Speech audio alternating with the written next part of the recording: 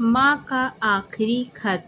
रात के 12 बज चुके थे। माँ कभी दरवाजे की तरफ देखती तो कभी एक नज़र घड़ी की तरफ। माँ की आंखों में और चेहरे पर चिंता साफ नज़र आ रही थी। थोड़ी ही देर में दरवाजे की घंटी बजी। माँ ने काफ़ी तेज़ी से दरवाज़ा खोला और सामने बेटे विक्रम और बहू मान्यता को देखकर पूछा, इतनी देर क्यों हो गई? मैं कब से तुम्हारी राह देख रही थी। माँ, मैं अब छोटा नहीं हूँ, तुम मेरी चिंता मत किया करो। विक्रम घर के अंदर प्रवेश करते हुए बोला, बेटा, कितना भी बड़ा हो जाए माँ के लिए छोटा ही रहता है। चलो छोड़ो, हाथ पैर धो लो, मैं तुम्हारे लिए खाना लगा देती हूँ। माँ ने दरवाज़ा बंद करते हुए कहा, माँ जी, हम बाहर से खाना खाकर आए हैं, आप खा लीजिए, हम सोने जा रहे हैं। बहू मान्यता ने कहा, लेकिन मैंने तो तुम लोगों की पसंद की खीर बनाई है, आओ थोड़ा थोड़ा खा लो। माँ, तुझे एक बार में समझ में नहीं आता क्या? तेरी बहू ने कहा ना, हम बाहर से खाना खाकर आए हैं, क्यों परेशान करती है?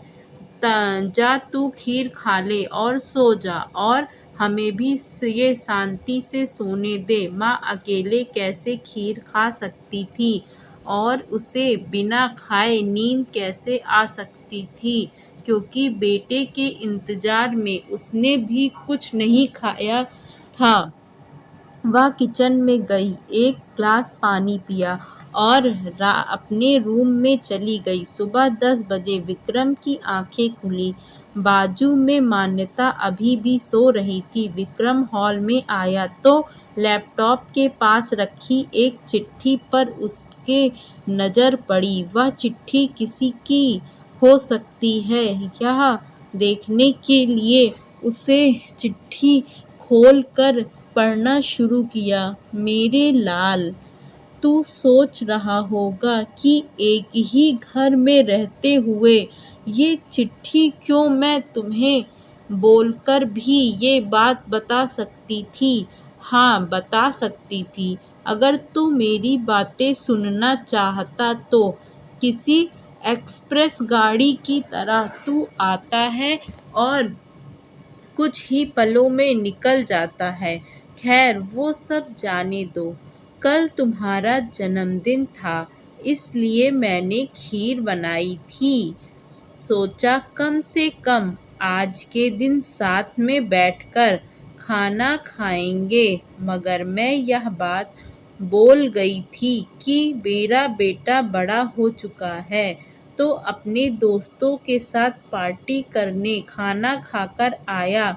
चलो, मुझे इस बात की खुशी ही हुई मेरी दवाइयाँ ख़त्म हो गई और मैंने कुछ दिनों पहले तुझे दवाई की एक चिट्ठी दी थी। अगर वक्त मिले तो वह दवाई मुझे लाकर देना, मुझे थोड़ी राहत हो जाएगी। विक्रम को याद आया कि 4-5 दिन पहले माँ ने एक दवाई की चिट्ठी दी थी। उसने अपने ऑफिस के बैग में जाकर उस चिट्ठी को तलाशा और उसे खोलकर देखा। उसमें लिखा था, मुझे ऐसी दवाई लाकर दो जिससे मैं अपने बेटे को भुला सकूं। विक्रम को रियलाइज़ हुआ कि मुझसे बहुत बड़ी गलती हो गई है। उसकी आंखें नम हो गईं। वह तुरंत अपने माँ के कमरे की तरफ दौड़ा। सबसे पहले उठ जाने वाली माँ आज क्यों नहीं उठी थी, देखकर उसे आश्चर्य हुआ। उसने माँ को उठाने की काफ़ी कोशिश की, लेकिन माँ एक गहरी नींद में सो चुकी थी।